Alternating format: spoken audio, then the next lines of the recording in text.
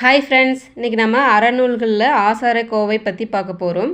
இதில் வந்து கண்டிப்பாக ஒரு கொஷின் வரும் ஃப்ரெண்ட்ஸ். குரூப் 2 and 2 எக்ஸாமுக்கு படிச்சுக்கோங்க.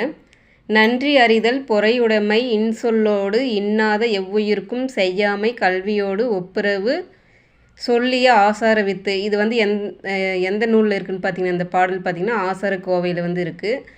பார்த்திங்கன்னா ஆசார கோவை என்ற நூலின் ஆசிரியர் யார் என்ற கொஸ்டின் வந்து அடிக்கடி கேட்டே தான் இருக்காங்க. எல்லா எக்ஸாம்லேயுமே குரூப் 2, 2A, குரூப் 4 எல்லா எக்ஸாமுமே கேட்டு தான் இருக்காங்க. முக்கியமானது இதனுடைய ஆசிரியர் பார்த்திங்கன்னா பெருவாயின் முள்ளியார் அவர்கள். பெருவாயின் முள்ளியார் பிறந்த ஊர் எதுன்னு பார்த்திங்கன்னா கயத்தூர் என்ற ஊர். இதுவும் வந்து கேட்டே இருக்கிற கொஷின் தான்.